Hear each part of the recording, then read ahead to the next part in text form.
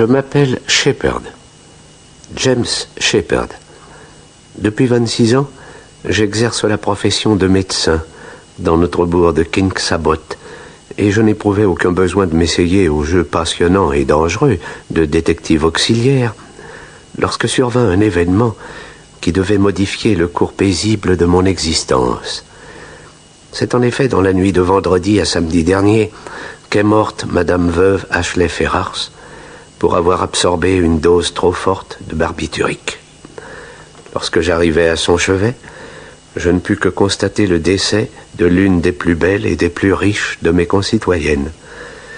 La formalité du constat de décès accompli, je revins chez moi, l'âme lourde, mal préparé à satisfaire à cette autre formalité non moins désagréable, l'inévitable interrogatoire que ne manquerait pas de me faire subir ma sœur Caroline.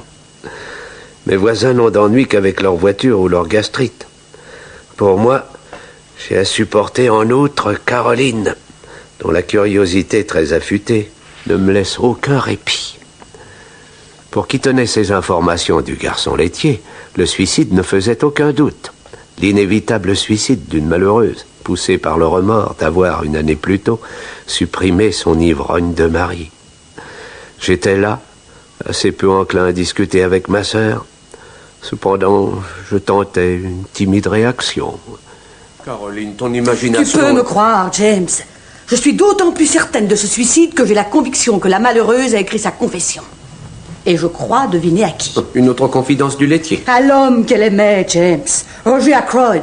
Rien ne va mieux qu'un veuf au bras d'une veuve. Et la conjugaison de leur fortune n'était pas pour choquer ce gripsou de Roger Ackroyd. Caroline, le Tout-Puissant te jugera avec sévérité. Le Tout-Puissant n'a jamais parlé comme moi avec les domestiques de Fernley Park. Je sais à quoi mentir. Et si le propre fils de Sir Roger s'est éloigné de la maison... Ralph Patton n'est pas le propre fils de Sir Roger. Tu sais aussi bien que moi qu'il était né avant son mariage. Si tu prends l'arbre, tu prends le fruit. Ceci est probablement écrit quelque part dans la Bible. Il est aussi vrai que Ralph est le fils de Roger Ackroyd qu'il est vrai que tôt ou tard, il épousera Flora. J'avais si peu envie de poursuivre cette conversation que je me réfugiais derrière l'excellent prétexte de quelques visites urgentes à mes malades pour m'enfuir sans demander mon reste. J'étais à peine sorti que je rencontrai Roger Ackroyd. Shepherd, vous êtes l'homme que je cherchais, docteur. Quelle terrible chose. Oh, vous avez appris. Croyez à toute ma sympathie, Ackroyd. Et c'est plus affreux encore que vous ne l'imaginez. Il faut que nous parlions longuement ensemble, mon ami. Pourriez-vous m'accorder votre soirée? Nous dînons vers 7h30. Mais je m'arrangerai. Mais s'agit-il de quelque chose de si grave? De Raph, par exemple? Raph, eh bien oui, d'une part, mais d'autre part aussi cette femme, je sais pas. Mon Dieu, elle m'avait promis une lettre et la voici morte. Croyez-vous au message de l'au-delà, mon ami? J'ai le pressentiment qu'elle aura tenu parole. Ne vous alarmez pas. Je serai à Fernley ce soir, à 7h30. Je le regardais s'éloigner, ses lourdes épaules ployant sous le poids d'une tragique malédiction. Mais j'avais mes propres problèmes. Visites et consultations me prirent toute la journée et me retinrent même plus tard que je n'avais pensé. De peur d'indisposer Ackroyd, pour qui l'exactitude était une vertu majeure, je décidai de gagner Fernley Park en coupant par les bois. Au détour d'un sentier, j'aperçus la silhouette familière de Ralph Patton, que je croyais à Londres.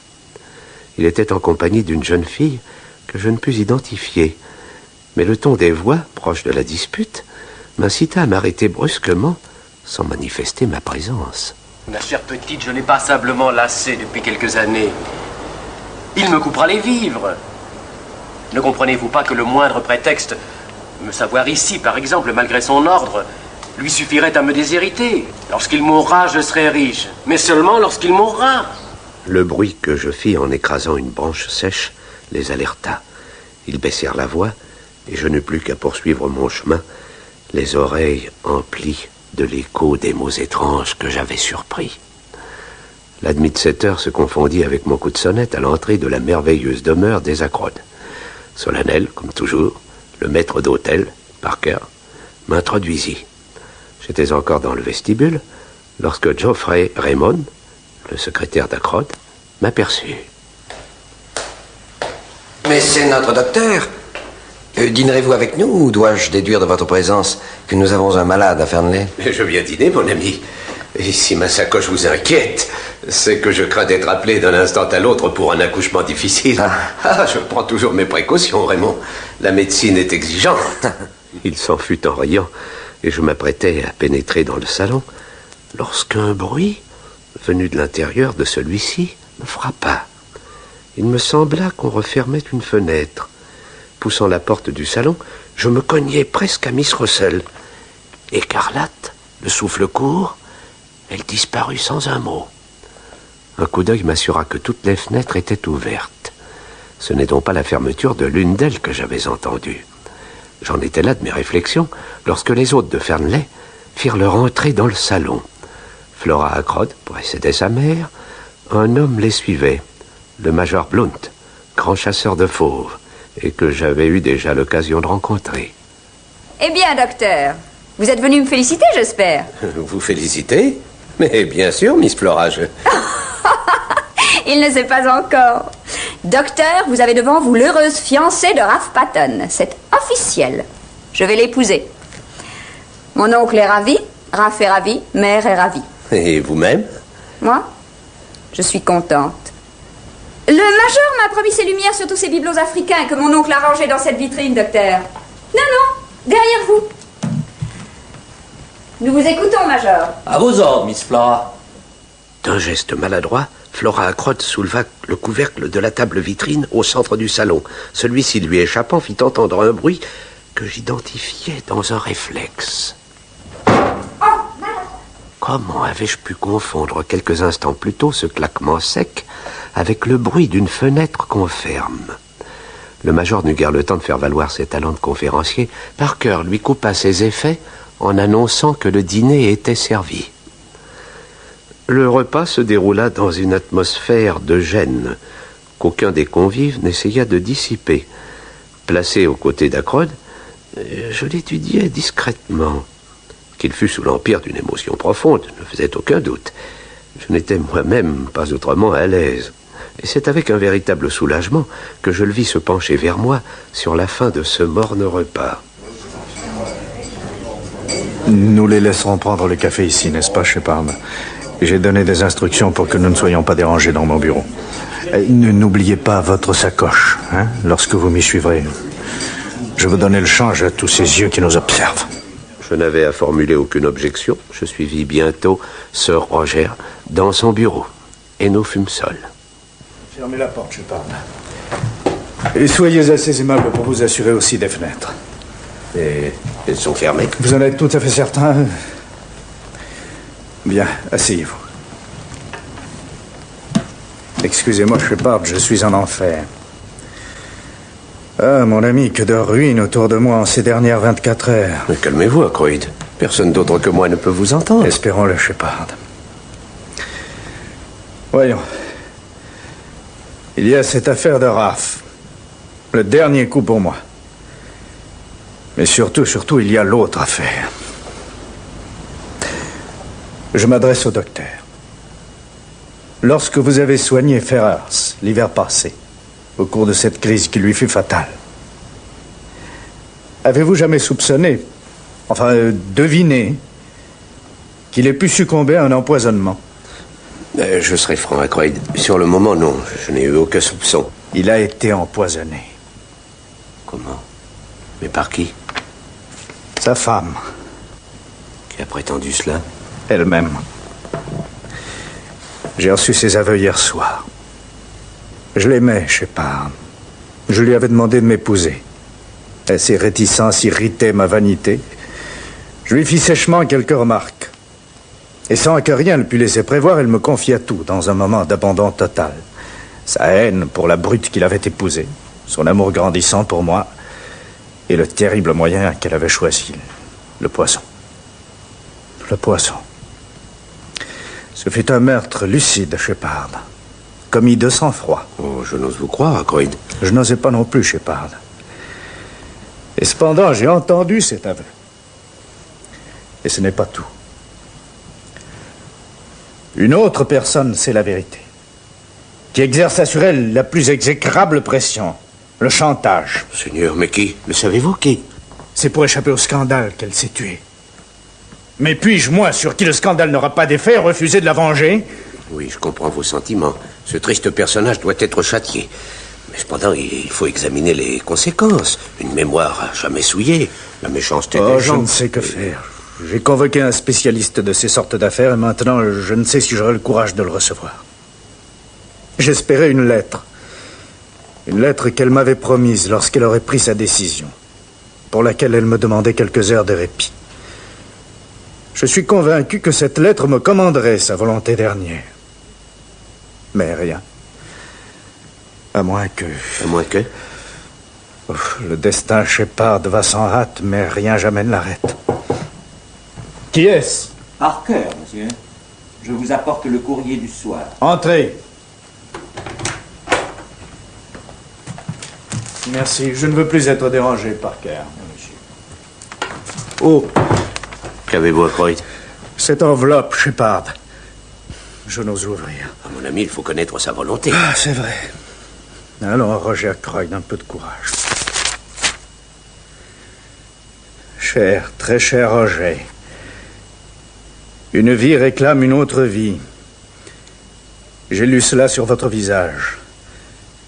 La mienne paiera donc celle du très détestable Ashley Ferrars qui fut mon époux. Mais je vous crie vengeance. Hormis vous, je n'ai personne à préserver du scandale. Je vais donc vous livrer le nom du misérable et vous déciderez... Eh bien, tournez la page, Ackroyd. Pardonnez-moi, Shepard. Mais cette lettre ne concerne que moi. Et Ackroyd, non? Dans votre état, je ne puis vous abandonner seul à une si considérable émotion. N'insistez pas, mon ami. Mais je ne vous demande pas de me révéler ce qui vous concerne exclusivement, mais en tant que médecin, j'exige que vous en preniez connaissance devant moi. Vous pouvez ne pas supporter. Exiger, c'était bien le moyen le plus propre à ne rien obtenir de ce Gallois vindicatif et buté. Tous mes arguments demeuraient inutiles. La lettre lui avait été remise à 9h moins 20. Il était 9h moins 10 lorsque je le quittais, sans qu'il eût achevé de la lire. Je le regardais une dernière fois, hochant la tête, et m'efforçant de découvrir si je n'avais rien oublié. Rassuré sur ce point, je sortis, renversant presque Parker. Pardon, monsieur. Mais, monsieur Ackroyd, ne vous a-t-il pas dit qu'il ne voulait plus être dérangé? Oui, monsieur. J'avais cru entendre qu'il m'appelait. C'était si manifestement faux que je le soupçonnais d'avoir écouté derrière la porte. Je ne pris même pas la peine de relever son mensonge. À 10h15 chez moi, je me disposais à gagner ma chambre et j'avais gravi quelques marches de l'escalier qui mène aux chambres lorsque le téléphone sonna.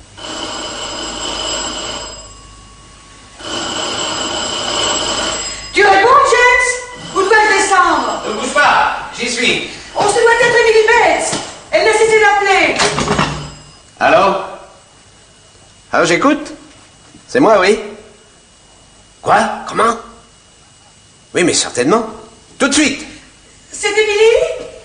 Non, c'est Parker. Il me téléphone de Fernley. On vient de trouver Roger Ackroyd assassiné. Quelques minutes suffirent à sortir ma voiture et retourner à Fernley. Je tremblais d'impatience en sonnant à la porte. Après un long et mortel silence, j'entendis le pas solennel de Parker qui m'ouvrit sans trace de fièvre. Alors vite, où est-il? Qui cela, monsieur? À votre maître. Conservez votre flegme pour l'exportation, mon ami. Et ne restez pas comme une souche. Où est-il? Et la police? La police? Quoi, la police? Quelle police? Ah, mais vous êtes fou, Parker. Vous me téléphonez l'assassinat de votre maître? Moi, monsieur? Mais c'est monsieur qui... L'assassinat... C'est une mystification, monsieur. Je puis jurer que je n'ai pas touché le téléphone. Vous vous êtes nommé... C'est insensé. Insensé, oui, monsieur, mais à notre époque... Mystification ou non, conduisez-moi près de ce Roger.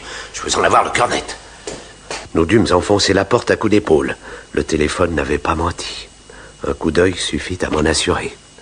Ackroyd était assis tel que je l'avais laissé, mais sa tête avait pris une inclinaison caractéristique et semblait bizarrement accrochée comme à un clou à l'objet métallique et brillant qui paraissait lui sortir du cou, derrière l'oreille.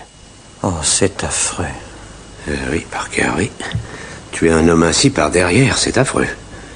Mais pressez-vous, Parker. Il faut prévenir tout le monde, hein, et la police. Prenez ma voiture, chaque minute est précieuse. Vous pensez qu'il n'est pas mort? Hein? Ah, si, Parker. Mais c'est pour l'assassin que chaque minute est précieuse. 2 minutes plus tard, ils étaient tous là. Le secrétaire, le major Blount, Miss Russell et Flora Ackroyd.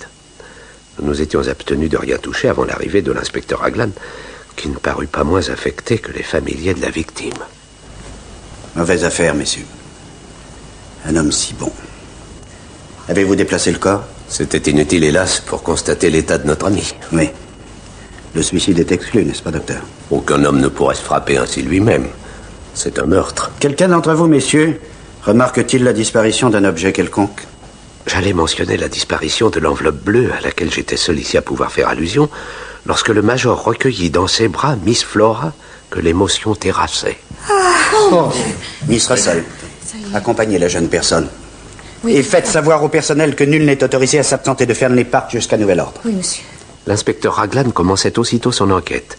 Roger Ackroyd venait d'être assassiné dans une pièce dont toutes les issues étaient closes, à l'exception d'une fenêtre ouverte, bien que je l'eusse fermée moi-même devant la victime. À 21h30, soit une demi-heure après mon départ, Roger Ackroyd vivait encore, puisque le secrétaire l'avait entendu parler dans son bureau. Ce dernier point était encore confirmé par le témoignage de Parker, qui avait, un quart d'heure plus tard, croisé Miss Flora devant le bureau, alors qu'elle en sortait, après avoir souhaité le bonsoir au défunt. Enfin, le maître d'hôtel certifiait n'avoir introduit âme qui vive à Fernley après mon départ. C'est bien, messieurs.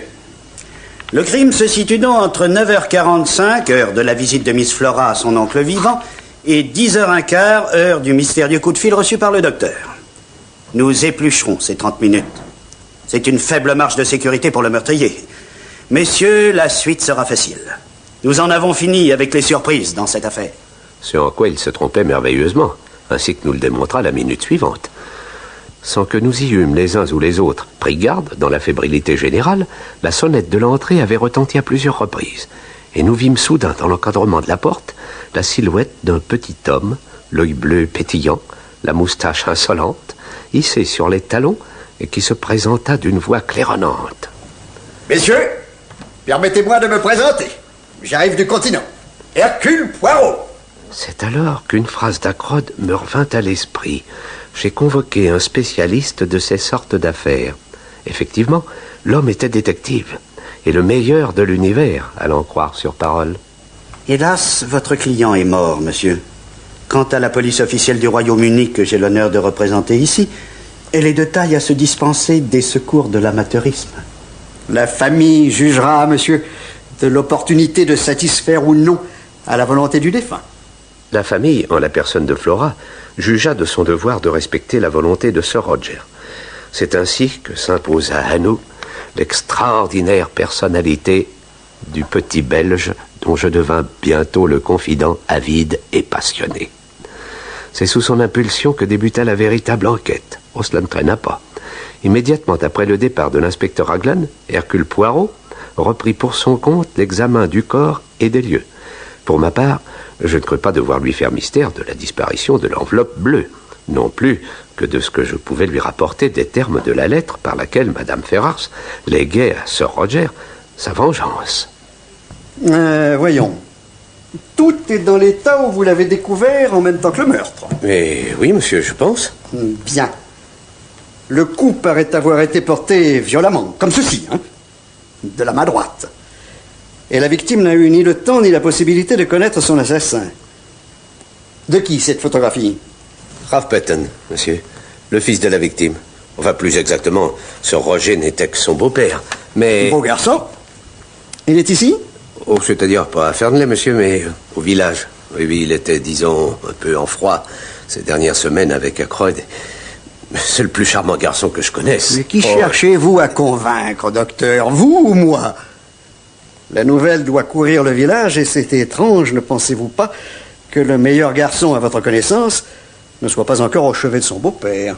Oh, c'est-à-dire, je ne cherche à convaincre personne, mais je sais de quoi Ralph Patton est capable et de quoi il est incapable. Et je crains que vous ne perdiez un temps précieux. À poursuivre? Oui, enfin, si vous voulez, à poursuivre un innocent. Dites-moi, c'est bien sur ce bouton, n'est-ce pas, qu'on appuie pour le maître d'hôtel? Bien. Vous le soupçonnez? Mais... Il n'est pas d'auxiliaire plus précieux pour moi que les maîtres d'hôtel, mon ami. Les docteurs mis à part. Et vous en particulier. Mon brave Parker, regardez autour de vous et dites-moi si cette pièce est exactement demeurée en l'état où vous l'avez trouvée en découvrant le meurtre. Voyons. L'électricité, elle était allumée. Et les rideaux un peu plus tirés, peut-être. Ah non. Ils sont comme avant. Comment était le feu dans cette cheminée? Bas. Très bas, monsieur. Si j'ose dire après l'événement, mourant. Il y a un détail. Je vous en prie. Non, insignifiant, mais ce fauteuil, il était comme ceci, voyez-vous, tourné vers le mur, et le dossier très haut. Comme ça. Exactement. Parfait. Très curieux. Personne ne s'assierait sur ce fauteuil ainsi placé. Je vous remercie, mon ami. Au service de monsieur. Voyez-vous, docteur, chaque détail est un morceau du puzzle. Prenons un exemple. Le feu. Il est très bas. Ce n'est donc pas une chaleur excessive qui a conduit Roger Ackroyd à ouvrir cette fenêtre que vous aviez poussée vous-même. Mais vraisemblablement a-t-il fait entrer quelqu'un par cette voie inhabituelle. Qui, mon ami? Qui? L'interlocuteur de 21h30. Et je ne puis m'empêcher de croire que ce genre d'exercice implique une personne jeune, physiquement en condition, comme disent les sportifs, familière des lieux et intime de Roger Ackroyd.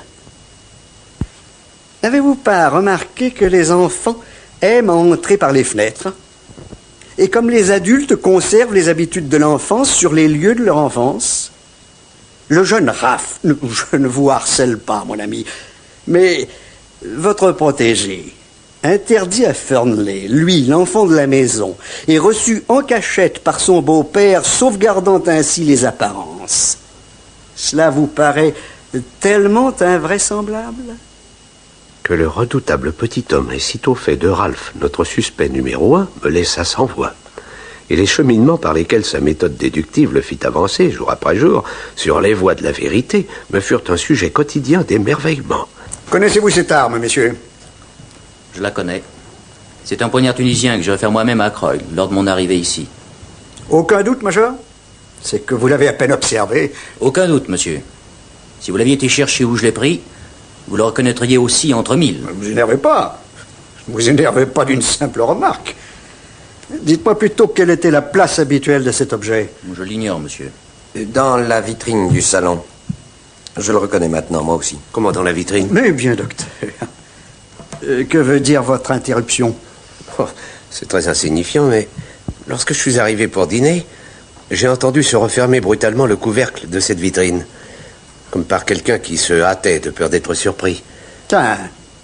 Et ce quelqu'un, l'avez-vous rencontré? Je n'ai rencontré que Miss Russell en entrant au salon. La gouvernante? Eh bien, nous notons cela, docteur. Et ce poignard était encore à sa place. Je ne saurais vous répondre, monsieur. Je n'y ai pas pris garde. L'esprit d'observation manque à notre siècle, c'est dommage. Messieurs, vous êtes libres. Vous êtes libres dans les limites de cette propriété. D'ailleurs ravissante. Le poignard fut adressé au laboratoire compétent pour examen des empreintes qu'il pouvait porter.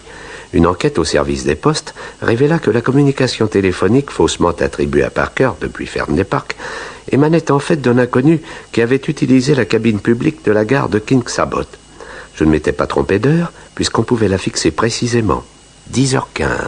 10h15. Cela coïncide-t-il avec un événement quotidien de la gare? Enfin, je veux dire, une arrivée de train ou un départ? À 3 minutes près, oui. Oui, monsieur, oui. Nous avons l'Express de Liverpool chaque jour, à 10h18. Très intéressant. À propos, vous ai-je dit que la gardienne du parc a vu, lorsqu'elle fermait ses rideaux, quelqu'un franchir la grille et se diriger vers la maison?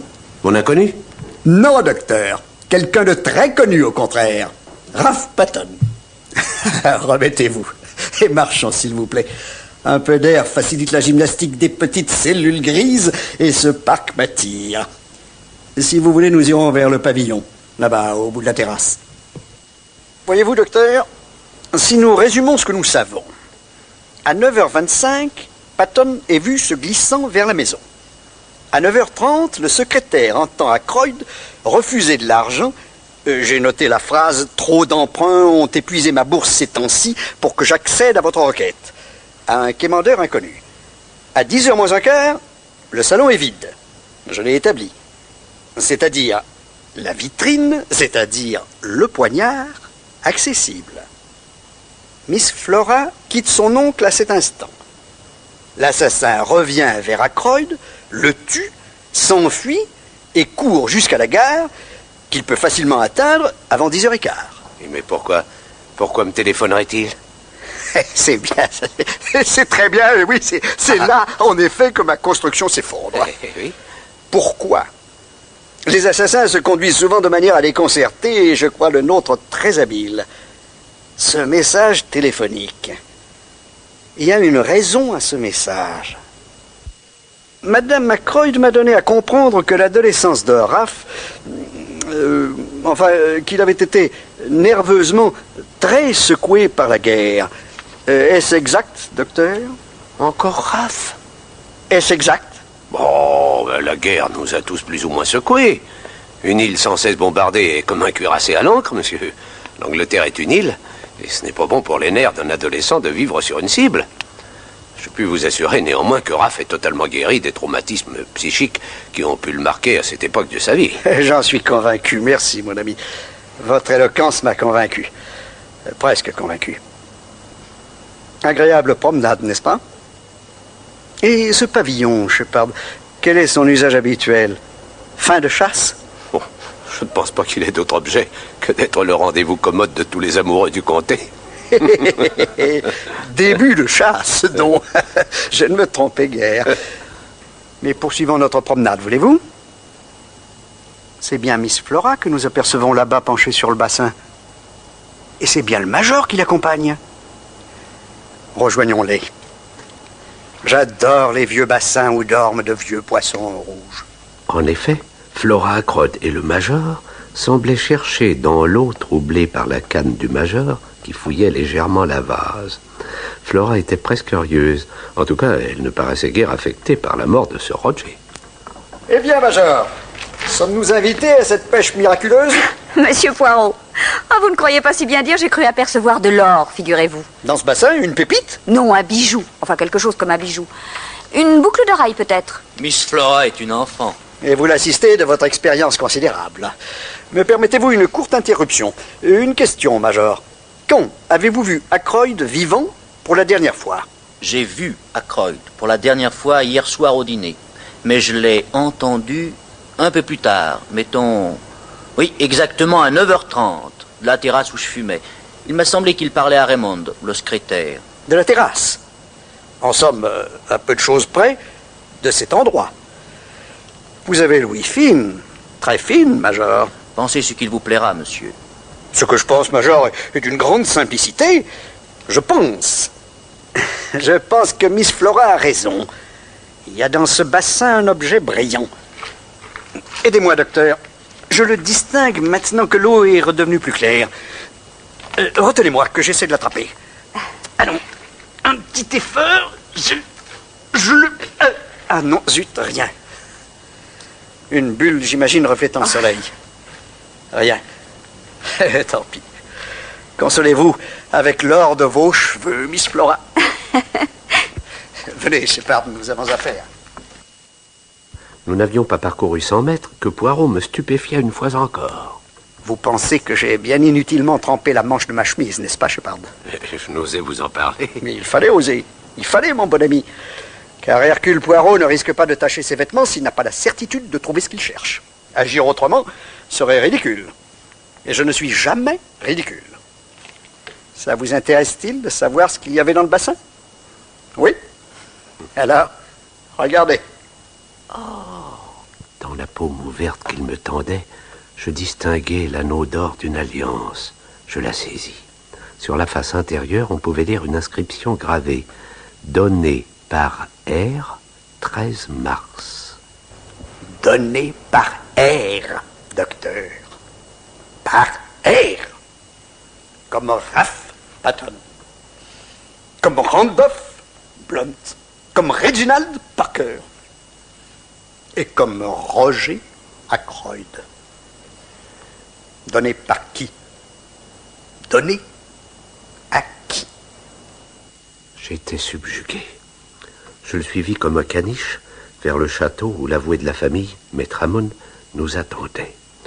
Avec une extrême précision, il se fit un devoir, sans jamais outrepasser les règles du secret professionnel, de nous éclairer sur la situation de fortune de chacun.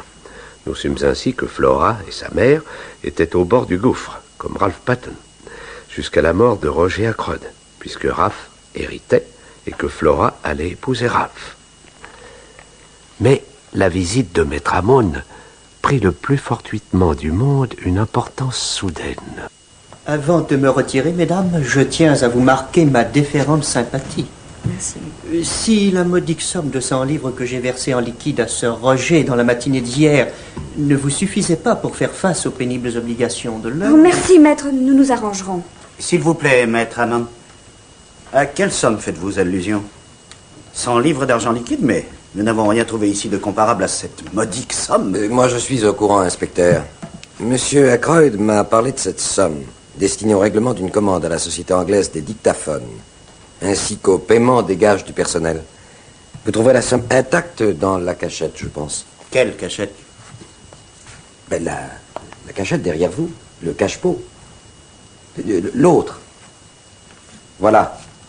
Oui, c'est toujours là que Sir Roger rangeait l'argent liquide. Tenez, comptez, l'alias est intact, encore épinglé. 10, 20... Vérifiez après moi, Maître Hammond. Il n'y a que 60 livres, toutes neuves et parfaitement épinglées. C'est impossible, voyons. Il y en a 100, je l'ai vu moi-même les compter. Je regrette, monsieur Raymond, l'inspecteur a raison. Il manque 40 livres. Qu'en dites-vous, monsieur Poirot? Eh bien, c'est on ne peut plus simple. Ou bien Ackroyd a payé hier soir une somme de 40 livres, ou bien celle-ci a été volée. Sir Roger n'effectuait personnellement aucun versement. Donc, il s'agissait d'un vol. Une fois de plus, l'emploi du temps des dernières 24 heures de la domesticité fut passé au crible. L'innocence du secrétaire était assez éclatante pour que Raglan lui-même en convînt. Miss Russell et Parker, malgré leur attitude équivoque sur d'autres points, étaient hors de cause sur celui-ci. Restait une femme de chambre, avec qui nous n'avions encore pris aucun contact. Elle ne put se dégager entièrement des présomptions qui pesèrent sur ses jolies épaules lorsque nous apprîmes par Miss Russell qu'elle avait reçu brutalement congé de Sir Roger la veille au soir. Elle s'appelait... Ursula Born, inspecteur, c'est exact. J'apprends que vous partez? Oui, inspecteur. Pourquoi? J'ai dérangé des papiers importants sur le bureau de M. Ackroyd. Celui-ci m'a fait appeler, il est entré dans une violente colère et m'a signifié d'abandonner son service dès que possible. Comme c'est vraisemblable. Vous êtes entré dans ce salon hier? Non, inspecteur. Son entretien ne m'incombe pas. C'est exact. Dites-moi, une forte somme d'argent a disparu hier. Je ne sais rien à ce sujet. Si vous pensez que je l'ai prise et que c'est là le motif de mon renvoi, vous êtes dans l'erreur. Mais je ne vous accuse pas, mon petit. Ne vous emballez pas. Je vous autorise à fouiller mes bagages. C'est une autorisation dont j'userai. Si vous me permettez, une simple question à cette ravissante jeune personne. Quand Sir Roger a-t-il eu avec vous ce fâcheux entretien? En fin de soirée, monsieur. Ce fut une dispute? Non, monsieur. Sir Roger était seul en colère. Moi, je me contentais de retenir mes larmes. Je vous remercie. Lorsqu'elle nous quitta, très digne, je sentis qu'elle avait conquis Poirot autant que moi-même.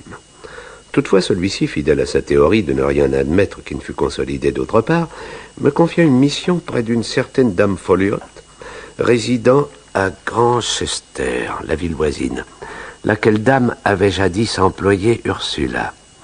Je me rendis près d'elle, et je n'obtins sur la jeune fille que d'excellents renseignements. Le damné petit Belge avait honteusement profité de mon absence. Il était venu rendre visite à Caroline, qui, après lui avoir fait les honneurs de notre maison, particulièrement de mon atelier de bricoleur, s'était empressée de donner libre cours à son éloquence. Elle avait été jusqu'à renseigner Poirot sur mes habitudes professionnelles. Je crois que je n'aurais pas manqué de faire à Poirot quelques reproches cinglants, mais je le retrouvai en compagnie de Raglan, ce qui coupa court à ma colère. Les nouvelles n'étaient pas bonnes. Pour Ralph, elles étaient effrayantes. Le coroner a remarqué l'absence du jeune Ralph Patton à l'enquête. Mauvais pour lui, messieurs. S'il est innocent, pourquoi se cache-t-il? Tous les ports, toutes les gares sont alertés. Son appartement de Londres placé sous surveillance ainsi que les lieux de ses habitudes. Rien. Disparu. S'il est à Liverpool... Vous songez à cette mystérieuse communication téléphonique? Donnée 3 minutes avant le départ de l'Express pour Liverpool, ne l'oubliez pas. J'ai peur que vous nous donniez dans le piège, Raglan. Cette communication, interprétée comme le souhaite l'assassin, c'est probablement l'impasse. Hein? Je commence à croire qu'il faut tenir compte de vos observations, Poirot. C'était un compliment prodigieux dans la bouche de Raglan, et Poirot ne s'y trompa pas. Son œil malicieux suivit la lourde silhouette de l'inspecteur, tandis qu'il murmurait... Chacun des acteurs de ce drame a son secret, docteur. Comme une tare. Ils me cachent tous quelque chose, tous. Le docteur Shepard échappe-t-il à la règle? Vous savez bien que non. Oh. Une omission de l'un, un mensonge de l'autre, et Poirot n'a plus qu'à se fier au bon fonctionnement de ces petites cellules grises. Heureusement, ils viendront tous, tôt ou tard, me confier leur vérité. Et de vérité en vérité, d'aveu en aveu, Poirot ira jusqu'au dernier aveu, l'ultime vérité, celle du coupable. Là encore, mon nouvel ami voyait juste. Cela commença par Madame Ackroyd. C'est moi qui reçus sa confidence, dont je me libérai aussitôt dans l'oreille de mon maître enquêteur. C'était peu de chose. Dans l'après-midi du crime, quelques heures avant celui-ci, elle avait eu l'imprudence de fouiller dans les papiers d'Ackroyd, en quête d'y découvrir le testament. Tiens donc! Vous n'ignorez plus sa situation financière difficile. Elle pouvait s'en accommoder toutefois dans la mesure où le testament lui permettrait de fortes espérances sur lesquelles établir son crédit. Que sa fille, ou Raph, son futur gendre, y figurassent en bonne position, lui donnerait le courage de s'endetter convenablement. C'est d'une moralité discutable, ne la condamnant pas pour cette tardive franchise. Mais au fait, quelle raison l'y a poussé, docteur? Il doit exister un impératif. Les vieilles dames ne se salissent pas les mains sans nécessité. Celle-ci, lorsqu'elle était à fouiller le bureau d'Ackroyd, elle fut, comment dire... cueillie la main dans le sac, j'imagine. Et par Sir Roger. Non. Par Ursula Bourne, qui venait demander un entretien à l'irascible Ackroyd. Ah, mais elle m'en donne aussi. Ce n'est pas Ackroyd qui l'a convoquée, c'est elle qui a provoqué l'entrevue. Très intéressant, Shepard. Continuez. J'en ai parlé à la jeune Ursula, qui m'a confessé que c'est bien à son initiative et non à celle de son maître que nous devons enregistrer son départ. Car on ne la chasse pas, Poirot, elle fuit. Et comme je m'inquiétais du motif, elle me refusa toute justification de son acte. Étrange conduite, vraiment. Tout son intérêt se rapportait à Ralph. Savais-je où il était actuellement? Où pourrait-elle le joindre? Mais ce à quoi elle tenait le plus, c'était de connaître l'heure très exacte du crime. Parfait. Nous avons fait un grand pas, Shepard. Je vous félicite et je vous remercie. Un premier grand pas. Nous en fîmes rapidement d'autres. La série des aveux spontanés se poursuivit par une confidence gênée du secrétaire Raymond, qu'un lait de 500 livres de son maître remettait à flot. Mais le temps nous était trop mesuré pour que nous laissions à la conscience de chacun le soin de décider de l'heure de sa vérité. Parker eut les honneurs de la première salve, alors qu'innocemment il nous servait un excellent thé. Il faut dire que Poirot tient ce breuvage en horreur. Posez cela, merci mon bon Parker. Ne vous sauvez pas. Je suis aux ordres de monsieur. Ce sera court. 2 ou 3 questions très amicales. Dites-moi, Parker, jusqu'où va votre science en matière... J'écoute, monsieur. En matière de chantage. Je m'excuse, monsieur. Mais votre question... Je comprends votre trouble, mon très cher Parker. Ne vous dérangez pas, je me passerai de thé. Votre précédent maître, c'était bien le major... Ellerby. Major Ellerby. Je tenais à vous entendre confirmer ma plus récente information. Hercule Poirot sait tout, Parker. Que le major Ellerby s'adonnait aux stupéfiants, qu'il a été très directement mêlé à une sordide affaire de meurtre aux Bermudes, que vous aviez surpris son secret. De quelle somme le major a-t-il payé votre silence? Je n'ai pas touché un cheveu de la tête de Sir Roger, monsieur. Devant Dieu, je le jure. J'ai toujours redouté que vous appreniez l'autre chose, mais je jure que... J'en suis convaincu. Trop lâche pour l'assassinat, Parker. Trop veule. Mais pas assez pour écouter aux portes, n'est-ce pas? J'écoutais, oui. En apprenant que mon maître était sous le coup d'une menace de chantage, j'espérais que... Devenir le bénéficiaire de l'entreprise. Malchance, Parker. Ce n'était pas Ackroyd qu'on faisait chanter. Et vous l'auriez compris si le sort ne s'était acharné contre vous en vous laissant surprendre par le docteur, puis par le secrétaire et finalement par Miss Flora. À ce propos, Et au point où vous en êtes, l'exacte vérité ne peut que vous servir. Étiez-vous collé à la porte lorsque Miss Flora a pris congé de son oncle? Non, monsieur. Je m'étais absenté, je revenais pour ma faction. Miss Flora était déjà sortie, la main sur la poignée de la porte qu'elle refermait. C'est ça, c'est bien ça. Cette vérité vous vaut mon indulgence. Disparaissez, monsieur Parker. Et si vous me permettez un conseil, abandonnez ce genre de solfège. Décidément, l'humeur était à l'offensive. Un nouveau rouage du mécanisme cérébral de Poirot transformait le Sherlock détendu en une sorte d'implacable justicier. J'ignorais le nom de sa prochaine victime, mon attente fut courte et ma surprise entière. Heureux de vous voir, Miss Flora. Je m'excuse, Major, de solliciter l'intérêt de votre charmante compagne, mais c'est indispensable. Miss Flora, je vous ai à diverses occasions supplié de vous montrer franche avec moi. Je ne puis vous accorder de nouveaux délais. Dois-je prier nos amis de s'éloigner? Bien, je parlerai donc devant eux. Miss Flora, je crains que vous n'ayez pas, comme vous l'avez jusqu'alors prétendu, salué votre oncle le soir du crime. C'est ridicule. Parker ne vous a-t-il pas dit l'avoir vu sortir du bureau? Non, Major, il ne l'a pas vu sortir. Il s'est présenté alors que Miss Flora, à l'extérieur de celui-ci, posait la main sur la poignée de porte du bureau. Miss Flora n'en sortait pas, mais dans un réflexe adroit, elle en donnait l'impression. Miss Flora venait du salon. Du salon? N'est-ce pas une erreur? Je le souhaiterais, mon ami. Elle sortait du salon. Et ce qu'elle dissimulait dans son autre main, non, ça n'était pas le poignard. C'était... Je veux vous aider, mon enfant. C'était un mince rouleau de billets. 4 billets de 10 livres. Je les ai pris. Oh, je suis délivrée, monsieur Poirot. Malheureuse, mais délivrée par votre découverte. Vous ignorez jusqu'où cela peut conduire. Désirer des objets, combiner, mentir, tricher, s'endetter. Je suis comme Raph, une oisive pauvre. C'est notre faiblesse commune. Nous nous ressemblons assez pour que le mariage nous soit apparu comme une association inévitable. Raph. Ah, si j'avais pu le disculper en parlant plus tôt, je l'aurais fait. Mais j'ai vite compris que mon mensonge en me préservant n'ajoutait rien contre lui. J'ai menti. Je n'ai pas vu mon oncle ce soir-là. J'ai menti parce que j'avais volé. Je n'ai jamais rien fait d'autre que mentir et voler. Oh.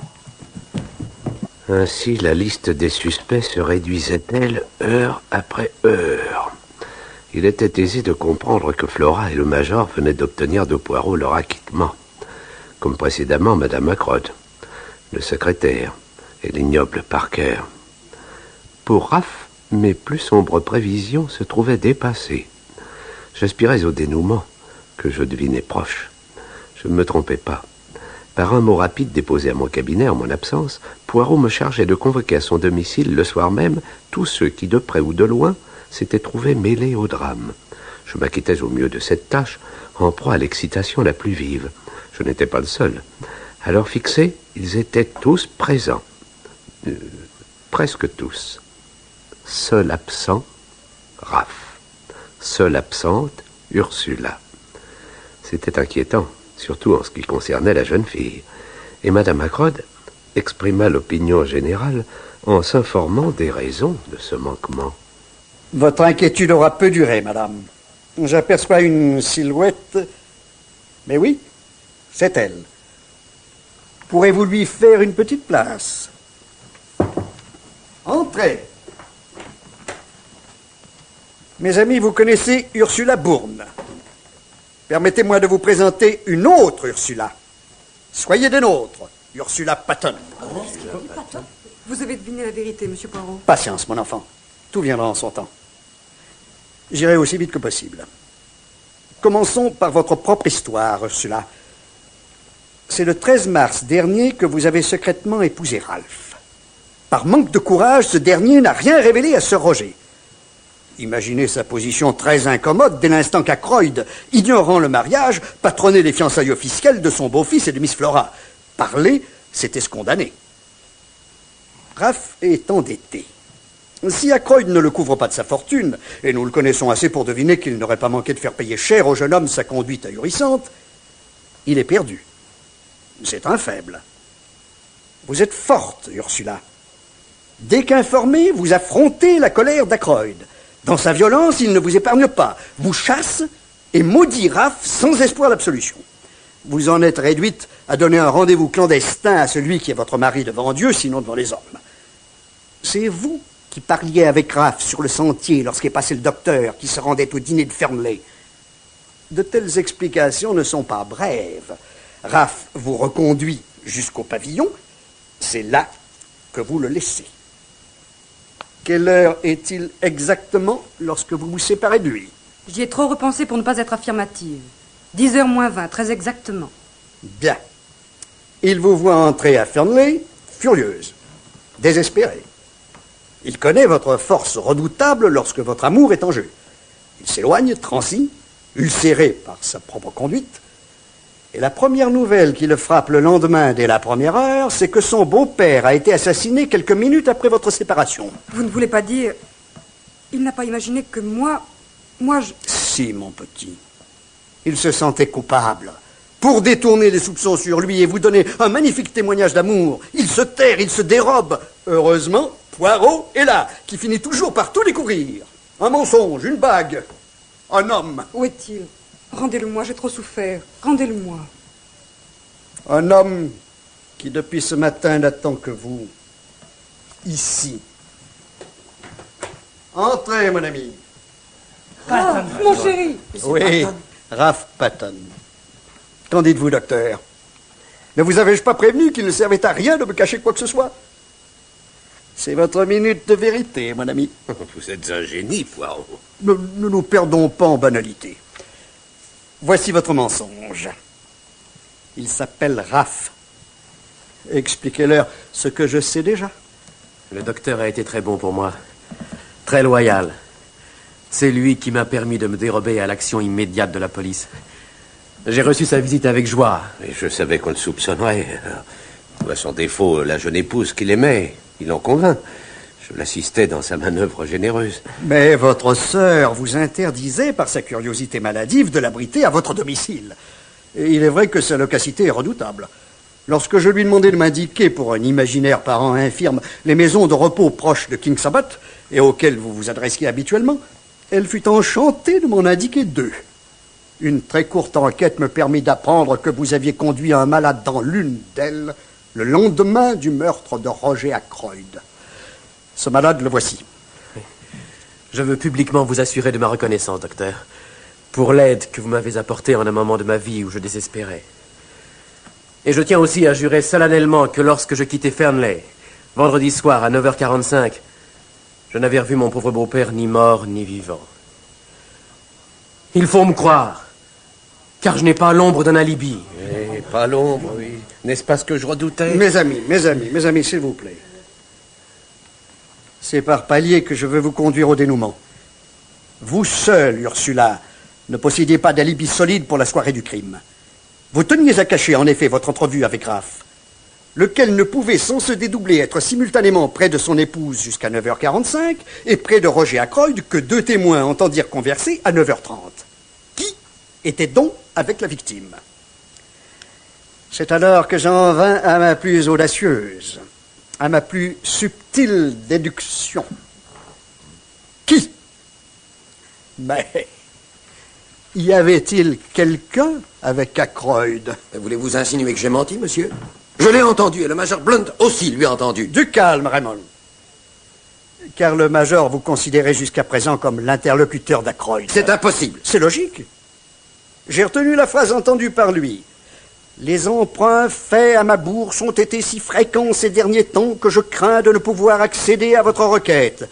Est-ce de la conversation, cela? Non, c'est du courrier.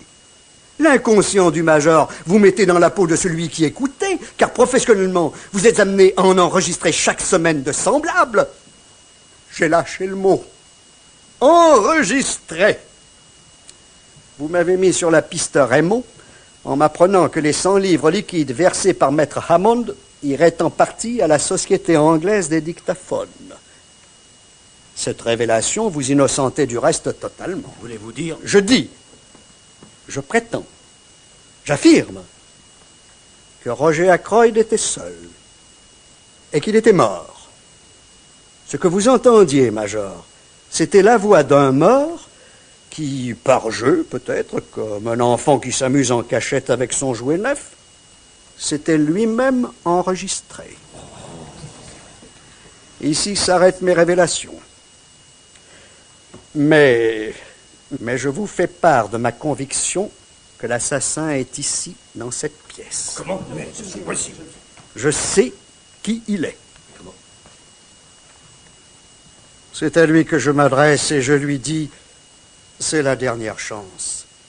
Une nuit de répit, voilà ce qui vous reste. Demain, la police saura tout. Parmi nous. Et vous le connaissez? Je le connais. Voyez ce papier. Pour la majorité d'entre vous, ce n'est qu'un message par sans fil reçu d'un paquebot en route pour l'Amérique. Pour l'assassin, c'est une carte d'identité, une condamnation. Mesdames, Messieurs, notre réunion est terminée. Demain, vous en saurez autant que moi.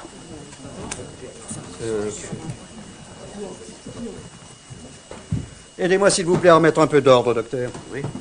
Non, laissez ces chaises, mon ami. Je voulais dire un peu d'ordre dans mes esprits. Que pensez-vous de ma démonstration? À vrai dire, n'auriez-vous pas un peu bluffé, monsieur? Je le tiens. Il ne peut m'échapper. Il n'a qu'un chemin d'évasion, lequel ne conduit pas vers la liberté. Les petites cellules grises, Shepard. Mettez le contact. Ai-je résolu l'énigme du coup de téléphone? Pas de venteux, réfléchissez. Si Ralph est coupable, pourquoi ce coup de fil? Inutile. De toute façon, on le soupçonne. J'innocente donc Raph. Ceux de Fernley n'ont pu se rendre à la gare et se trouver de retour au moment de la découverte du crime. Et pourtant, j'ai toujours eu la conviction que c'est depuis Fernley qu'il faut juger le coup. Alors, un complice? Bien sûr, un complice. Pourquoi cet appel téléphonique? L'assassin veut que le crime soit immédiatement découvert et non pas le lendemain matin. Pourquoi encore? Pour qu'il soit en mesure d'être le premier sur les lieux du crime. Je ne vois pas... Attendez, tout est lié. Pensez au fauteuil déplacé. Moi, je n'oublie rien. Sa position n'avait qu'un but. Masquer pour un éventuel spectateur depuis la fenêtre un objet placé sur le bureau. Quel objet? Le dictaphone. Tous en ont accepté le principe et nul ne s'est étonné qu'il ait disparu. L'appareil fonctionne. De la terrasse, on peut l'entendre. On ne peut le voir grâce au fauteuil. Bien. Qui l'a mis en route? Le mort? Non. L'assassin. L'assassin qui connaissait la marge de sécurité que lui accordait le système retardateur ingénieusement disposé par lui dans l'appareil. Résumons, Shepard. C'est un ami de Sir Roger, puisqu'il est au courant de cet achat et obtient que, sous un quelconque prétexte, la victime lui confie l'appareil. C'est un mécanicien expert. Il a disposé des quelques instants qui lui ont suffi pour s'emparer du poignard. Il transporte avec lui, sans qu'on puisse le supposer, un objet aussi encombrant que ce dictaphone. Dans un sac noir, de docteur, par exemple. Oh, quelle imagination! Il est avec Ackroyd sans méfiance, le tue, met l'appareil en route, qui nous trompera sur l'heure du crime, c'est son seul objet, ouvre la fenêtre pour amorcer une autre fausse piste, déplace le fauteuil, s'enfuit et rentre à temps pour décrocher le téléphone. Oh, docteur, mais pourquoi faut-il que votre sœur m'ait laissé fureter dans le cahier de visite? J'ai constaté que vous aviez reçu la visite d'un client, steward sur un paquebot en partance de Liverpool. Lisez ce message qui répond au mien, docteur. Exact. Dr Shepard m'avait prié de déposer une lettre chez un de ses fournisseurs et de lui téléphoner la réponse à 10h15. À 10h15, il ne pouvait appeler que de la gare. C'était une idée géniale. La communication était réelle. Votre sœur pouvait en témoigner. Elle vous avait vu la recevoir. Mais une seule personne au monde pouvait en répéter les propres termes. Vous. Il faut que je rentre, monsieur Poirot. Je vous remercie pour cette très intéressante et instructive soirée. Je m'appelle Shepard. James Shepard. Depuis 26 ans, j'exerçais la profession de médecin dans notre bourg de King Sabot. Et j'avais droit à l'honorabilité. Madame Ferrars est morte. J'avais soigné son mari. Je connaissais son secret. Roger Ackroyd est mort pour avoir voulu connaître le mien. Impitoyable, Poirot. Trop habile. Trop habile. Caroline ne saura pas que le paquet que je lui demanderai de vous apporter contiendra ce dictaphone. C'est juste que l'un des instruments du crime soit aussi celui de ma confession. Un dispositif de mon invention efface automatiquement ces mots que personne n'entendra plus. Je vous aurais bien aimé, Poirot, si vous aviez eu l'obligeance de vous tromper un peu. Étouffer cette lamentable affaire. Raglan est facile à berner, que Caroline ne sache jamais. Jamais. Je vais prendre ce chemin d'évasion qui ne conduit pas vers la liberté. Même un docteur peut se tromper de dose lorsqu'il se soigne avec un médicament aussi terrible que la strychnine. Et je crois que je vais lourdement me tromper.